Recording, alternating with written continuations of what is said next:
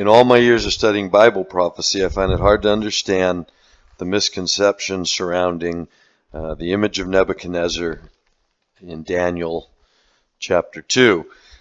Nebuchadnezzar's image represents, even on the surface, a view of the final kingdom at the end of the age, where it will come from, and its basic, what it will consist of. It will be 10 kings, these 10 toes of iron and clay that come out of the image.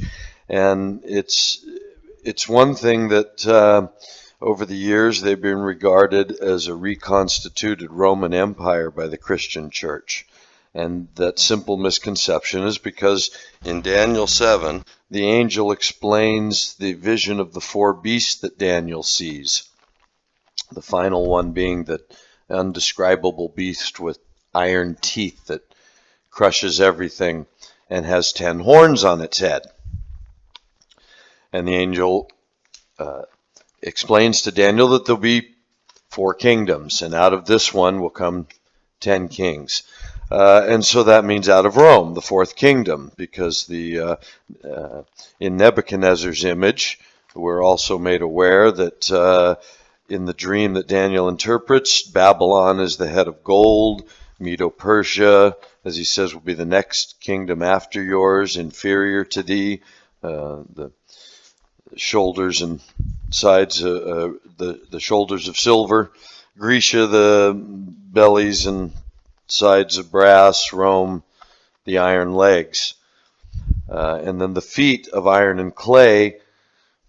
And then the toes that grow from the feet, also of iron and clay. And in Daniel's image, he said, in Daniel's interpretation, he says, in the days of these kings, the stone that Nebuchadnezzar had seen, cut without human hands, that fell on the feet and crushed the whole image, Daniel says that stone is the kingdom of heaven, which will be set up and will never disappear. It'll be an eternal kingdom. So we know we haven't reached that because we haven't reached an eternal kingdom. We know that Babylon, the head of gold, Grecia, Medo-Persia, Grecia, Rome have all passed down the legs. And so naturally it seems we're waiting for a reconstituted Roman Empire in the feet. But the truth is that in history, the feet clearly turn out to be the Empire of Islam, not a reconstituted Roman Empire. Now, why didn't the angel mention that? Well, if you look at the Christian story, Christ came during the reign of Rome. There is supposed to assume the opportunity that the Jews may have accepted their Messiah. And it might have ended at Rome. And that 4th kingdom, therefore, might have been the final kingdom.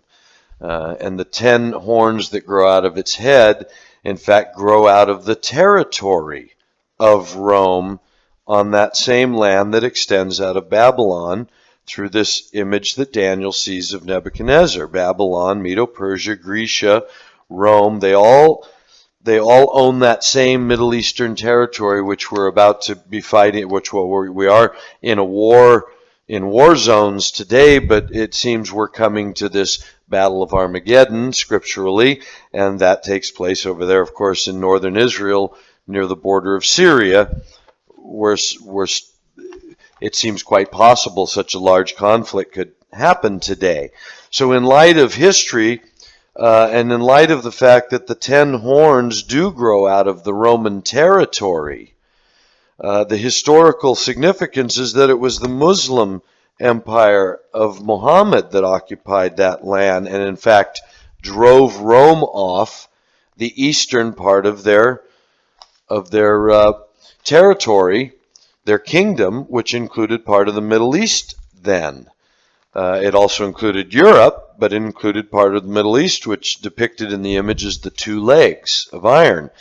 Well, now, equally accurately depicted is the 2 feet of iron and clay, because the empire of Muhammad split into 2 factions shortly after his death, which we know as the Shia and the Sunni, which have been fighting over that territory ever since and have resulted in 10 kings in that same territory that was Rome.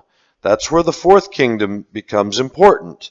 The territory that was Rome all the land they owned during that time when they were the two-leg kingdom that followed Greece, when they beat Alexander the Great's generals and took that territory in history, and that became Rome, and they had a separate capital in Turkey called Constantinople at that time, today known as Istanbul. That was depicted perfectly by these two legs of iron, an Eastern and a Western Rome, if you will. And now Islam comes along, and they drive the Romans out of the Middle Eastern area, which is this same area that Daniel's describing to Nebuchadnezzar. First will come a kingdom, your Babylon, then Medo-Persia, then Greece, then Rome. These are all people that ruled in that same land, with Babylon as the center of it, if you will. And Rome, with its capital over in Europe, its separate capital, is denoted in the prophecy as being different from the other beasts.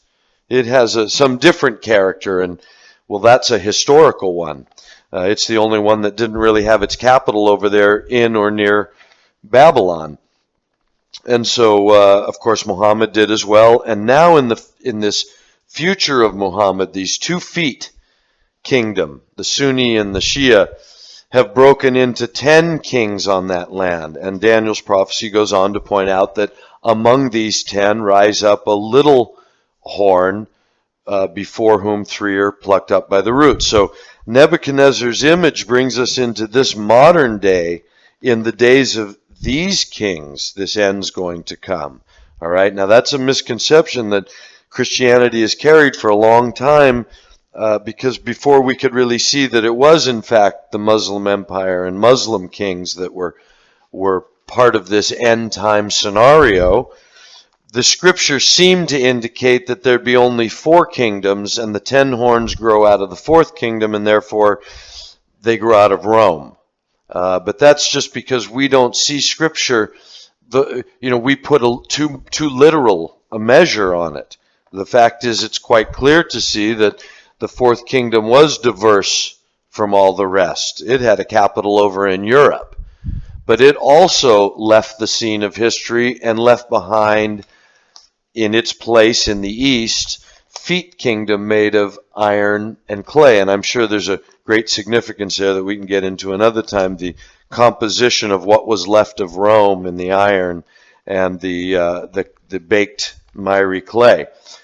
But it's in the days of these kings that this stone cut without hands that is an eternal kingdom falls on the feet kingdom, which is, again, if that were to happen in our time, that would be the Muslim kingdom, not the Roman kingdom. Now, to really anchor this, I want you to consider the Orthodox Jewish position, which is that Birkat HaShema is a celestial anomaly that happens 3 times in all of human history. It's an alignment of celestial bodies that the Orthodox Jews refer to as blessing on the sun, Birkat HaShema. And this they associate with their 3 redemptions of national mortal extinction of their race. One in Egypt, when they were saved by Moses out of Egypt. They say that, they don't say, they associate this celestial happening that happened during this time, at that time in history. They say that was associated with their being saved from Egypt, and also being saved in what they celebrate as the Feast of Purim. And it happens only once more in history, and it just happened a couple of years ago. And their Orthodox evangelists, such as Roy Neuberger, are saying, hey, this is it. This is the final redemption. There's only 3. We know there's 3. And this one comes in the last days when our scriptures are relevant in the last days. And because of that, they're expecting such things as dead to rise from the graves in accordance with Ezekiel and Zedekiah.